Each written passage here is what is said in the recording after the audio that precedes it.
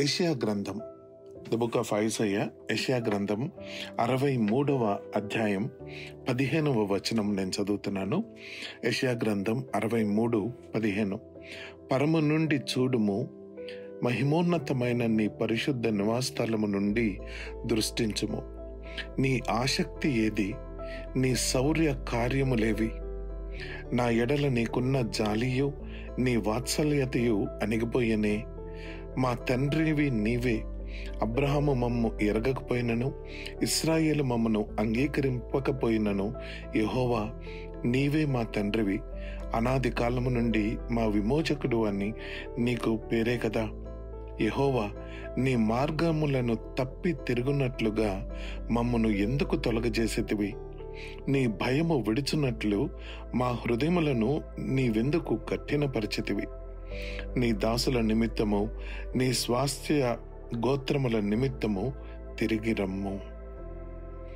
యెషయా భక్తుడు చేసిన చిన్న wonderful prayer, the prayer for revival. 64వ అధ్యాయం 1వ వచనంలో, గగనము చీల్చుకొని నీవు దిగివచ్చెదవు గాక అని ప్రార్థన చేస్తాడు. హబక్కూక్ 3వ అధ్యాయం నుంచి 2వ వచనం నుంచి మనము ఇన్ని రోజులు ఆలోచన చేస్తూ వచ్చాము. ఏ విధముగా హబక్కూకు దేవుని యొక్క ఘనమైన కార్యాలు, గొప్ప కార్యాలు విన్నాడో. సంవత్సరములు జరుగుతుండగా అవి మా మధ్య జరిగించు ప్రభువా, సంవత్సరములు జరుగుతుండగా అవి నాకు తెలియచేయి ప్రభువా అని ప్రార్థించాడు. ఇక్కడ యెషయా భక్తుడు అలాంటి పరిస్థితుల్లోనే, అలాగా దిగజారిపోయిన స్పిరిచువల్ డిక్లైన్ ఉన్న టైం పీరియడ్లో అతను చేస్తున్న ప్రార్థన, యెషయా భక్తుడు చేస్తున్న ప్రార్థన, అయ్యా నీ శౌర్య కార్యాలు ఎక్కడున్నాయ్యా? ఇప్పుడు అబ్రహాము, ఇశ్రాయేలీలు మమ్మల్ని గుర్తుపట్టలేకుండా అయిపోయారట, మమ్మల్ని వాళ్ళు అంగీకరించట్లేదు, కానీ నువ్వు మా తండ్రివి కదా. నీ మార్గముల నుండి మేము తప్పిపోన్నట్లుగా నువ్వు ఎందుకు మమ్మల్ని విడిచిపెట్టావు? నీ భయము నుండి మేము తప్పిపోయినట్లుగా మా హృదయాలను నీవెందుకు కఠినపరిచావు అని సావరెన్ లార్డ్ దగ్గరకు వచ్చి యెషయా భక్తుడు మొరపెడుతున్నాడు. దేవుని యొక్క శౌర్య కార్యాలు, దేవుని యొక్క అద్భుతమైన క్రియలు, those wonderful works of revival ఏ విధంగా జరుగుతున్నాయి, దేవుని యొక్క వాక్య గ్రంథంలో, హిస్టరీలో ఏ విధంగా జరిగాయి అని కొన్ని మనం ఆలోచన చేస్తూ వస్తున్నాం. ఎప్పుడైనా యెషయా భక్తుడైనా, హబక్కూకు భక్తుడైనా, ఎప్పుడైనా సరే మనము కార్యాలు, దేవుని యొక్క కార్యాలు వినుట వలన మనకు విశ్వాసం ఒకటైతే, వినుట వలన మనకి మన ఆత్మలో ప్రేరేపణ, మన హృదయంలో రోదన, మనకి ఆ విజన్, మనకి ఆ కోరిక, బలమైన కోరిక కలుగుతుంది. దాని గురించి మనము ఆలోచన చేస్తూ వస్తున్నాము. సో మొట్టమొదటిగా మన హిస్టరీలో, క్రిస్టియన్ హిస్టరీలో ఎక్కడ రివైవల్ మొదలైంది అని, మిడివల్ టైం పీరియడ్స్ వరకు there is all darkness. In the name of religion everything went so dark. People behaved as if there is no God అని. క్యాథలిక్ చర్చ్లో పోప్స్ ఎలాంటి తప్పులు చేసేవారు. దేవుని యొక్క వాక్యాన్ని అందుబాటులోకి తీసుకురాకుండా ఏ విధముగా వాళ్ళ నచ్చినట్టు, వాళ్ళకి తగినట్టు, వాళ్ళకి ఇష్టం వచ్చినట్లు వాళ్ళు సువార్తను ప్రకటించారు, దేవుని మాటగా సువార్తను ప్రకటించారు. ఆ టైంలో జాన్ విక్లిఫ్ అనే దైవజనుని దేవుడు ఏర్పరచుకొని లోలార్డ్స్ రిఫర్మేషన్, మొట్టమొదటి రిఫర్మేషన్ కారణము లోలార్డ్స్ రిఫర్మేషన్ ఎలా వచ్చింది అని. దాని తర్వాత ఆ లోలార్డ్స్ రిఫర్మేషన్ ఎఫెక్ట్ తోటి యూరోపియన్ కాంటినెంట్ అంతా కూడాను ఒక్కసారిగా దేవుని కొరకు, దేవుని వైపుకి దృష్టి మరల్చాయి. దాని నుంచి పుట్టిందే డిఫరెంట్ కంట్రీస్లో డిఫరెంట్ రిఫర్మేషన్స్ పుట్టాయి. ఒకటి మనందరికీ బాగా తెలిసింది, మార్టిన్ లూథర్ని దేవుడు వాడుకొని మొదలుపెట్టిన ప్రొటెస్టెంట్ రిఫర్మేషన్. స్విట్జర్లాండ్లో ఒక రిఫర్మేషన్, ఫ్రాన్స్లో ఒక రిఫర్మేషన్, ఇటలీలో ఒక రిఫర్మేషన్, అలాగా అన్ని వేరియస్ పార్ట్స్లో డిఫరెంట్ రిఫర్మేషన్స్. గొప్ప దైవజనులు, జ్వింగ్లీ ఒక దైవజనుడు, కాల్విన్ ఒక దైవజనుడు, జాన్ నాక్స్ స్కాట్లాండ్లో ఒక దైవజనుడు, అందరూ కూడాను ఒకే టైం పీరియడ్లో, సమకాలికలు అంటాం కదా, ఒకే టైం పీరియడ్లో పనిచేయటం మొదలుపెట్టారు. జాన్ విక్లిఫ్ అండ్ లోలార్డ్ రిఫర్మేషన్ తర్వాత కొద్ది ముందుకు వెళ్తే ప్రొటెస్టెంట్ రిఫర్మేషన్ మొదలైంది. ప్రొటెస్టెంట్ రిఫర్మేషన్ మార్టిన్ లూథర్ దగ్గర నుంచి ఒక్కసారిగా ఆ రివైవల్, ఆ అగ్ని అన్ని చోట్లకి ప్రబలటం మొదలుపెట్టింది. అవన్నీ కూడా రిఫర్మేషన్స్ అయితే ఫస్ట్ ఎవర్ రివైవల్. ఇప్పుడు now that the church is reformed, Protestant theology బయటకు వచ్చింది.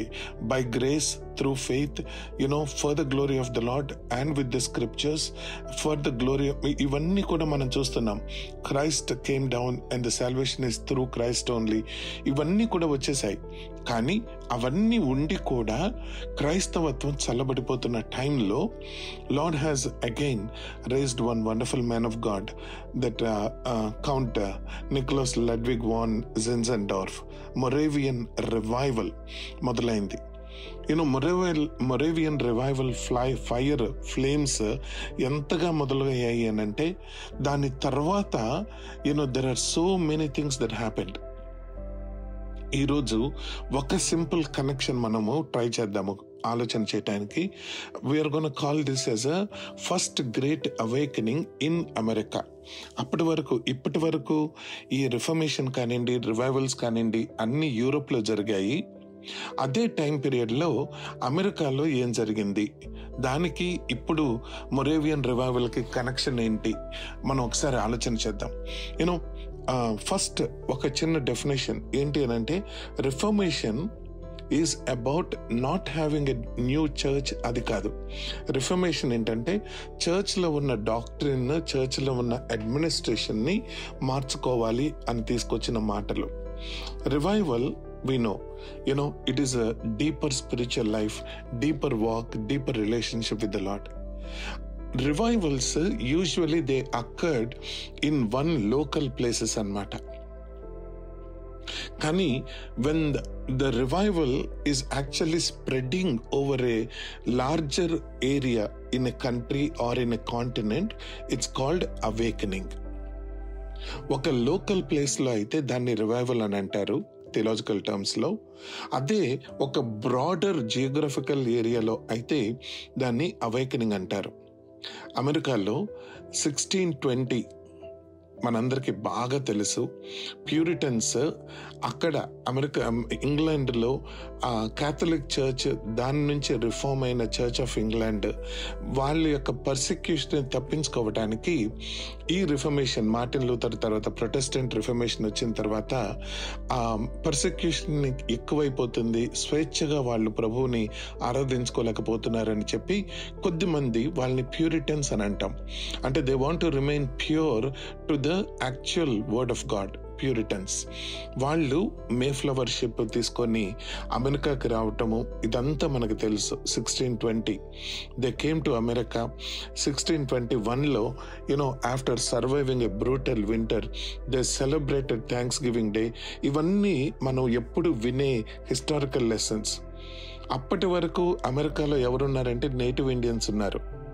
కానీ మొట్టమొదటిసారిగా 1620లో the Puritans came, the Christianity came into America.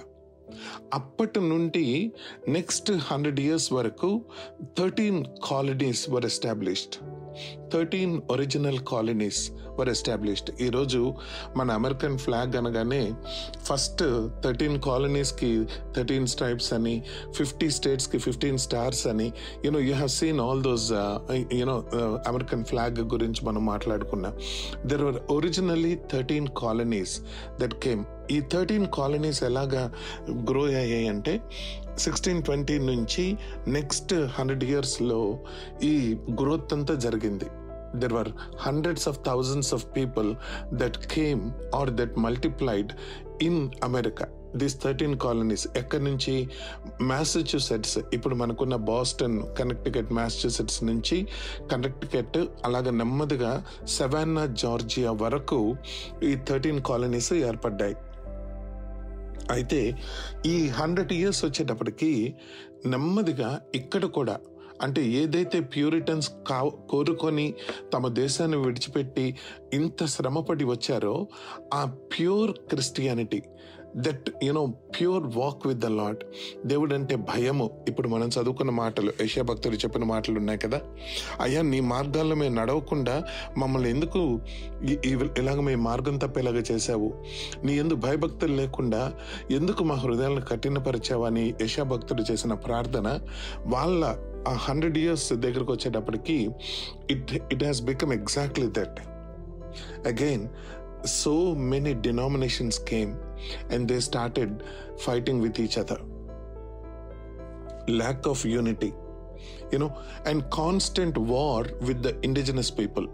వాళ్ళతోటి కాన్స్టెంట్గా యుద్ధం చేయటము, మొరాలిటీ అంటే ఒక రకమైన నైతిక విలువలు లేకుండా ఏది పడితే అది చేసేయటము, క్రూరత్వంతో ఈ ఇండిజినస్ అమెరికన్స్ని వాళ్ళు సప్రెస్ చేయటము, ఓడించటము, హింసించటము, బానిసలుగా చేసుకోవటము, ఇవన్నీ చేస్తూ ఉన్నారు.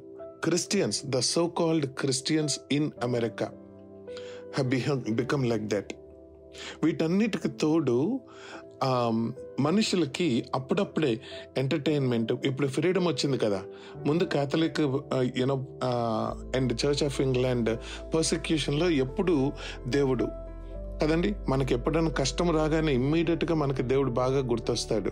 సుఖము, కష్టాలు ఏమి లేకపోతే ఇమ్మీడియట్గా మన ప్రాణం సుఖం కోరుకుంటుంది, నెమ్మదిగా దేవుడి నుంచి దూరంగా వెళ్తాం. సేమ్ థింగ్ హ్యాపెండ్ ఇక్కడ కూడా. ఇప్పుడు వచ్చారు, beautiful land, fertile land, and స్వేచ్ఛగా తిరుగుతున్నారు. స్లోగా ఏమైందంటే వాళ్ళకి ఎంటర్టైన్మెంట్ వీటి మీదకి మనసు వెళ్ళి క్రిస్టియానిటీ ఇన్ జనరల్ తగ్గిపోయింది. సెకండ్, థర్డ్ జనరేషన్ దగ్గరకు వచ్చేటప్పటికి, first generation is Puritans generation is wonderful, కానీ సెకండ్ అండ్ థర్డ్ జనరేషన్ వచ్చేటప్పటికి చర్చ్ అటెండెన్స్ పడిపోయిందంట. చర్చ్ అటెండెన్స్ పడిపోగానే చర్చ్ కాంప్రమైజ్ అవటం మొదలుపెట్టింది. ఏంటి అని అంటే they created something called half way covenant. మీరు ఇవన్నీ తర్వాత గూగుల్ చేసుకుంటే మీకు తెలుస్తాయి. హాఫ్ వే కవెనెంట్ ఏంటి అని అంటే, రక్షణ లేకపోయినా మేము చర్చ్ మెంబర్షిప్ ఇస్తాము అని వాళ్ళు మొదలు పెట్టారు. బ్యాప్టిజమ్స్ మేము ఇప్పుడు ఇచ్చేస్తాము, మీకు రక్షణ లేకపోయినా, మీ సాక్ష్యం మేము వినకపోయినా, మీరు మీ తప్పులను సరిచేసుకోకపోయినా, నూతన జీవంలో మీరు నడవకపోయినా పర్వాలేదు, తర్వాత మీరు అలా మారుతారు అని మీరు చిన్న ఒప్పందం చేస్తే చాలు. అంటే you come half way, we come half వే. దాన్ని హాఫ్ వే కవెనెంట్ అంటారు. There is so much of compromise in the Puritan church. దానితో పాటు అప్పుడే యూరోప్లో మొదలైన ఏజ్ ఆఫ్ రీజనింగ్ అని అంటాం, ఏజ్ ఆఫ్ ఎన్లైటన్మెంట్ అంటాం. ఏంటి అని అంటే, ఈ అన్నిటికీ రేషనల్ థింకింగ్ కావాలి. అన్నిటికీ రేషనల్ థింకింగ్ అంటే ప్రతిదానికి ఒక రీజన్ ఉండాలి, మనుషులకి అది అర్థం అవ్వాలి, అర్థమైతే ఎన్లైటన్ అవుతాం. దేవుని యొక్క వాక్యం దగ్గర వచ్చేటప్పటికి Bible, word of God was a revolution. It is a more of a what the Lord has done, even though we don't understand. It is a revealed word of God. కానీ నెమ్మదిగా first వాక్యం లేనంత వరకు అమ్మో లేదనుకున్నారు. వాక్యం ఫ్రెష్గా వాళ్ళకి, Bibles వాళ్ళకి రాగానే వర్డ్ ఆఫ్ గాడ్ అని రిఫర్మేషన్స్, రివైవల్స్ అయ్యాయి. కొన్ని రోజులు పోయిన తర్వాత రిఫర్మేషన్స్, రివైవల్స్ అన్ని పక్కన పెట్టి ఈ వర్డ్ ఆఫ్ గాడ్లో నుంచి హ్యూమన్ పరంగా ఆలోచన చేస్తూ రీజనింగ్ తోటి లాజిక్లు వెతకడం మొదలు పెట్టారు. దీని నుంచి వచ్చినయే డాక్ట్రిన్స్ కొన్ని డియిజం అని అంటాం. డియిజం అంటే yes, we believe in the creation, God the ultimate superior God created the universe, కాకపోతే after that he left it. Now whatever we have now is our thing. The doctors కానివ్వండి, teachings కానివ్వండి, ఇవన్నీ మనంతట మనం పెట్టుకోవాలి. There is no absolute truth. God created the universe, but he gave it to human beings. Now it is up to us to take care of all these things. దీన్ని డియిజం అని అంటారు. ఇంకొకటి యూనివర్సలిజం. యూనివర్సలిజం అంటే దేవుడు ప్రేమగల దేవుడు కదా, అందరినీ ఎందుకు నాశనం చేస్తాడు, తప్పులు చేసిన వాళ్ళని సైతం ఆయన క్షమిస్తాడు, చివరికి అందరినీ రక్షిస్తాడు. ఈ డియిజము, ఈ యూనివర్సలిజము అప్పుడు 13 కాలనీస్, అమెరికన్ క్రిస్టియన్ కాలనీస్లో ఇవన్నీ ప్రబలటం మొదలుపెట్టాయి. Halfway covenant and then డియిజం and యూనివర్సలిజం. దీనితోటి అంటే ఒక దైవజనుడు చెప్తాడనమాట, Christianity is as if it died in a Christian America అని అంటాడు. Those were the conditions from 1620 till it came to 1730. 100 yearsలో జరిగిన 110 yearsలో జరిగిన డిక్లైన్ ఇది. ఆ టైంలో there were a small group of Puritans, few, very very few in number, in a place called Northampton, Massachusetts లో ఒక చిన్న సిటీలో there were this small group of Puritans. వాళ్ళు ఈ మోరల్ డిక్లైన్ చూసి, అరే ఒకప్పుడు ఉన్న ప్రజలకి ఇప్పుడున్న ప్రజలకి కనీసం అసలు పొంతనే లేకుండా అయిపోయింది, ఒకప్పుడున్న క్రైస్తవత్వానికి ఇప్పుడున్న క్రైస్తవత్వానికి కనీసం అసలు పొంతనే లేకుండా, కనీసం గుర్తించడం లేకుండా అయిపోయింది అని చెప్పి వాళ్ళు ప్రార్థించడం మొదలుపెట్టారు.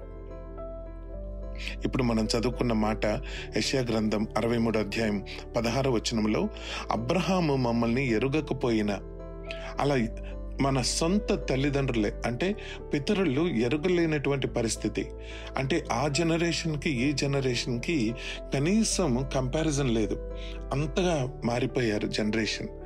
అయితే ఈ కొద్దిమంది Puritans they started fasting and praying. What is happening to the Christianity? ఎక్కడ మేము మొదలు పెట్టాం ప్రభా? ఎక్కడ నిజమైన క్రైస్తవత్వము? ఇప్పుడున్న ఈ డియిజం ఏంటి? ఇప్పుడున్న ఈ యూనివర్సలిజం ఏంటి? ఇప్పుడున్న ఈ యూనిటీ లేకుండా చర్చెస్లో గొడవలు ఏంటి? మొరాలిటీ పడిపోవటం ఏంటి? సాటి మనుషులను చూడకుండా ఇండిజినస్ ఇండియన్స్ని క్రూరంగా హింసించడం ఏంటి? ఈ హాఫ్వే కవెనెంట్, ఈ కాంప్రమైజ్ ఏంటి అని వాళ్ళు అసంతృప్తితో ఫాస్టింగ్ ప్రేయర్ మొదలు పెట్టారంట. The most wonderful fervent fasting prayer happened. ఆ టైంలో జోనథన్ ఎడ్వర్డ్స్ అని ఒక పాస్టర్, అక్కడే నార్థాంప్టన్లో చర్చ్లో ఒక పాస్టర్, ఆయన 1734 he started preaching on the grace of God and the goodness of God. December 1734 he started taking a series of preachings. ఆ sermon series తీసుకొని justification by faith alone through grace of God అని ఆ Puritan ప్రిన్సిపల్స్ని ఆయన మళ్ళీ దేవుని యొక్క శక్తితో విత్ ఫాస్టింగ్ అండ్ ప్రేయర్ ఆయన ప్రకటించడం మొదలుపెట్టినప్పుడు ఒక 6 యంగ్ చిల్డ్రన్ ఆ రోజు సర్మన్ విని డిసెంబర్లో they gave their life to the lord. That is the spark. Next 6 monthsలో the outpouring of the Holy Spirit was so much. The outpouring of Holy Spirit was so much that 25% of the whole population in that area came back to the born again Christianity. Not halfway covenant కాదు, no deism, no universalism. ప్రభువుకి తమను తాము సమర్పించుకున్నారు. Result ఏంటి అని అంటే, first and foremost thing, evangelistic zeal, eternal perspective. It was all written properly. Jonathan Edwards, he maintained a diary. In those diaries, he has written, the results of the first wave of the Great Awakening. అయితే కొన్ని రోజులు పోయాక మళ్ళీ అది చల్లబడుతున్న టైంలో ఇప్పుడు చూడండి దేవుని యొక్క అద్భుతమైన కార్యాలు ఏ విధంగా ఉంటాయంటే, ఇందాక నేను మొరేవియన్ రివైవల్ అని చెప్పాను కదా యూరోప్లో. John Wesley, wonderful man of God, ఆయన he was a pastor too. అయితే యాంగ్లికన్ పాస్టర్గా చేసేవారు యూరోప్లో. అక్కడి నుంచి అమెరికాకి ఏదో ప్రీచింగ్ ఎంగేజ్మెంట్ కొరకు వచ్చి 2 years అమెరికాలో ప్రీచ్ చేసి వెళ్ళిపోయారు, కానీ వితౌట్ ఎనీ ఫ్రూట్. అయితే ఈసారి ఆ జాన్ వెస్లీ ఆయన మొరేవియన్ రివైవల్ చూద్దామని చెప్పి అక్కడికి వెళ్ళారు. He got a born again experience. John Wesley అప్పటి వరకు ఒక నామినల్ పాస్టర్గా ఉన్నాడు, కానీ first time born again experience he experienced in the Moravian revival. తర్వాత హోలీ క్లబ్ అని పెట్టుకున్నారు. George Whitefield, another wonderful man of God, he got saved. వాళ్ళిద్దరూ ఆ టైంలో అమెరికాకు వచ్చారు. ఎక్కడ ఈ first wave of First great Awakening చల్లబడుతున్న టైంలో, అదే టైంలో these two wonderful man of God came, this time with fire that was kindled in Moravian revival. They came to United States. George Whitefield ఇక్కడికి వచ్చారని తెలిసి ఎడ్వర్డ్ జానథన్ ఎడ్వర్డ్స్ ఇన్వైట్ చేశారట, చర్చ్కి invite చేసి అప్పటి వరకు జరిగిన రివైవల్ గురించి చెప్పి, రివైవల్ ఏ విధంగా చల్లబడిపోతుంది అని చెప్పిన తర్వాత then George Whitefield came and he gave some sermons. ఆ టైంలో జానథన్ ఎడ్వర్డ్స్ ని కూడా దేవుడు ప్రేరేపించి he gave another wonderful message, a sinner in the hands of a holy God. ఈ రోజు కూడా 1741లో దట్ మెసేజ్ వాస్ గివెన్. ఆ రోజు నుంచి ఈ రోజు వరకు కూడాను this particular sermon was converted into book and it is a subject material in pretty much every Christian college. Sinner in the hand of a holy God. That sparked second wave of revival. మళ్ళీ చల్లబడిపోతుంది అన్న మంట దేవుడు మళ్ళీ తిరిగి రగిలింపచేశాడు. ఒకవైపు John Wesley సౌత్లో సవాన్నా Georgia అటువైపు, ఒకవైపు జార్జ్ విట్ఫీల్డ్, ఇంకొక వైపు జానథన్ ఎడ్వర్డ్స్. వీళ్ళ ముగ్గురుతో పాటు there is another wonderful man of God, David Brainerd. ఈయన గురించి చెప్పాలి అని అంటే he died very young, very very young. 1718లో పుట్టాడు, అంటే వీళ్ళకన్నా ఒక 20 years చిన్నోడు. ఏది Jonathan Edwards, George Whitefield, John Wesley కన్నా ఒక 20 years చిన్నోడు. బ్రతికింది మహా అయితే he lived only for like 30-some years. TB patient. కానీ దేవుని కొరకు ఏదో చేయాలన్న తపన ఎంతగా రగిలిపోయేవాడంటే, ఇండిజినస్ పీపుల్, ఇండియన్స్ ఉన్నారు కదా, అమెరికన్స్, నేటివ్ అమెరికన్స్కి, వాళ్ళకి మిషనరీ లాగా ఈయన వెళ్ళి సేవా పరిచర్య చేశాడు చనిపోయేంత వరకు, రక్తం కక్కుకుంటూనే. ట్యూబర్క్యులోసిస్ మీ అందరికీ తెలుసు, టీబీ పేషెంట్లు ఎలా ఉంటారో. ఒకవైపు దగ్గుతూనే, ఆరోగ్యం సరిగ్గా లేదు, భోజనం సరిగ్గా ఉండేది కాదు, అయినా కూడా రోషంగా దేవుని కొరకు పనిచేశాడట డేవిడ్ బ్రెయినార్డ్. ఈ నలుగురిని దేవుడు వాడుకుని అద్భుతంగా ఈరోజు మనము, America is a Christian country, ప్రపంచం మొత్తానికి అమెరికా నుంచి మిషనరీస్ వెళ్ళారు అని ఇలా చెప్పుకోవడానికి కారణం దేవుడు వాడుకున్న ఈ నలుగురు గొప్ప దైవజనులు. డేవిడ్ బ్రెయినార్డ్, ఆయన డైరీస్, ఆయన యొక్క జీవితము ఎంతగా ఇన్ఫ్లుయెన్షియల్ అయిందంటే, విలియం కేరీ గారు బ్రిటన్లో ఉన్నారు, లండన్లో, గ్రేట్ బ్రిటన్లో. He was influenced by the testimony and the life of David Brainerd. And rest is history. William Carey has become the father of the modern missionaries. Moravian revival, అక్కడి నుంచి machineries మొదలయ్యారు. George Whitefield, John వెస్లీస్, వీళ్ళందరూ. David Brainerd became a missionary. It doesn't matter how much blood he is coughing up. It doesn't matter what kind of a health he was in. He literally, propagated the fire of missions to William Carey. William Carey took it to a whole different level. Expect great things from the Lord. Attempt great things for the Lord. That was the motto of William Carey garu. ఈరోజు మనం Telugu Bible చదువుకుంటున్నాం, మన multiple లాంగ్వేజెస్లో మన Bibles చదువుకుంటున్నామంటే that is the reason. ప్రియులారా, I just want to share, what is the result of this first great awakening అంటే 30,000 souls were added just within 1 year. 150 congregational churches were established. 150 ఆ రోజుల్లో it's a huge number. Baptist church వాళ్ళు వాళ్ళ లెక్కలు వేసుకోవటం మొదలు పెట్టారు. 9 చర్చెస్ ఉండేవి మొత్తం ఆ 13 కాలనీస్లో, starting from Massachusetts all the way till Georgia 400 churches establish చేశారట 1 yearలో. 30,000 people added to the Baptist church.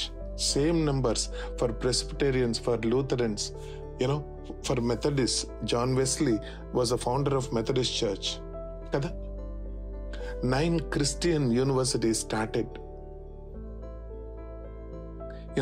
evangelistic zeal ఎంతగా పెరిగిపోయిందంటే అప్పటిదాకా ఎంటర్టైన్మెంట్, గొడవలు, అప్పటిదాకా వాళ్ళ వెల్ఫేర్, వాళ్ళ అండర్స్టాండింగ్, వాళ్ళ నాలెడ్జ్, వాళ్ళ ఆస్తులు, వాళ్ళ లగ్జరీ, వాళ్ళ ప్లెజర్స్.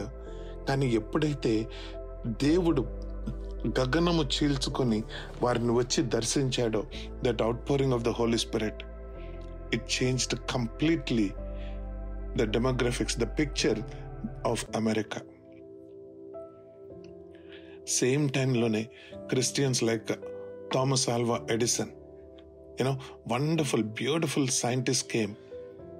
ఇప్పుడు మనము చూస్తున్నాం make America great again, make America great again అని. అసలు అమెరికా గ్రేట్ ఎప్పుడైంది ఫస్ట్ అని ఒకసారి ఆలోచన చేస్తే during this period of First great awakening.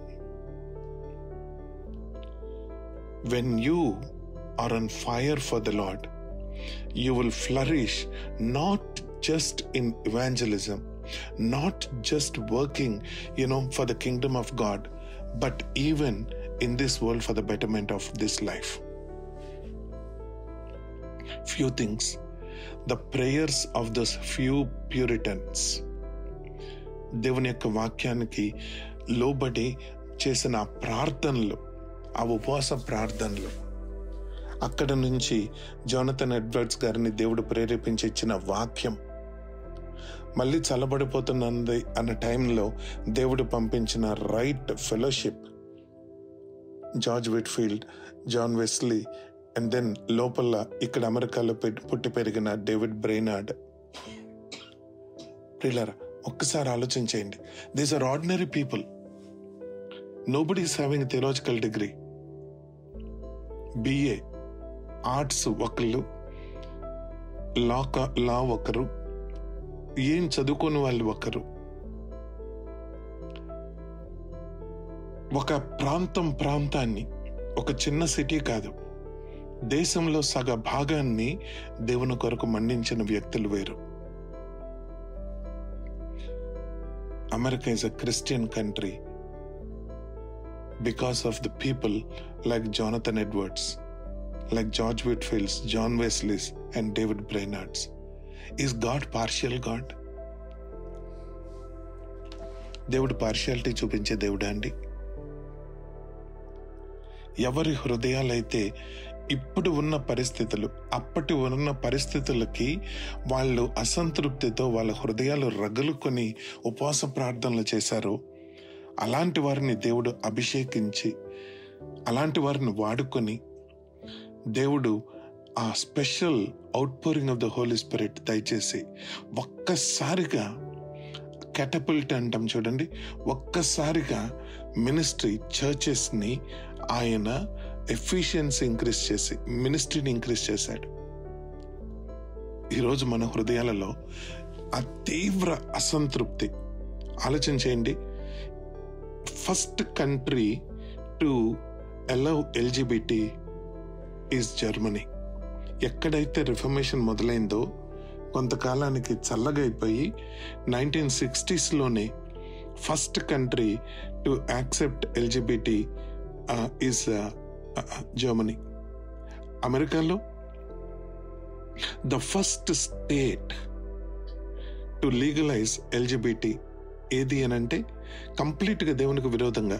In the name of progress, in the name of development. ఏది అనంటే మ్యాసచ్యూసెట్స్. ఎక్కడైతే దేవుని యొక్క అగ్ని రగులుకున్నదో శత్రువు చూడండి, after so many years now it becomes so cold. Are we calling America as a Christian country now? ఒకప్పుడు America was great. America was Christian country. Not anymore. Not anymore. But really praise the Lord.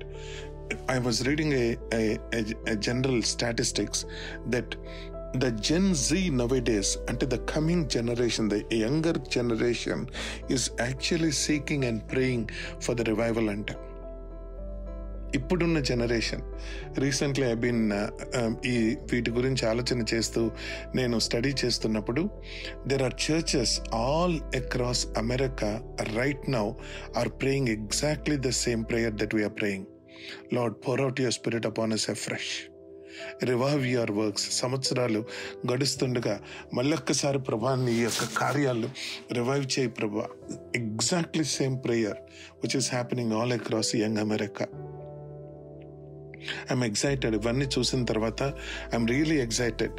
దేవుడు నిజంగా అలా ఒక్కసారి ఆ కడపటి వర్షాన్ని, later రెయిన్ని మన మీద కురిపిస్తే ఎంత బాగుంటుంది.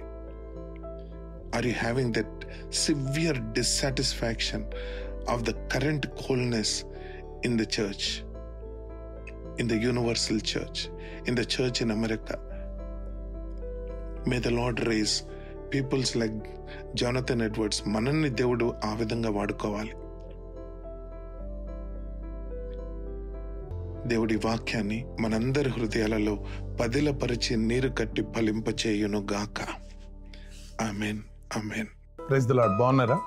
దేవుడు తన వాక్య గ్రంథం నుంచి నేర్పిస్తున్న సంగతులు, గొప్ప గొప్ప మర్మాలు మీతో పంచుకోవడానికి నేను ఇష్టపడుతూ ఉన్నాను. దయచేసి నా యూట్యూబ్ ఛానల్ని మీరు సబ్స్క్రైబ్ చేసుకుంటే ఇమ్మీడియట్గా మీకు వాక్యం చేరే అవకాశం ఉంటుంది. youtube.com and look for Mathews Vattiprolu.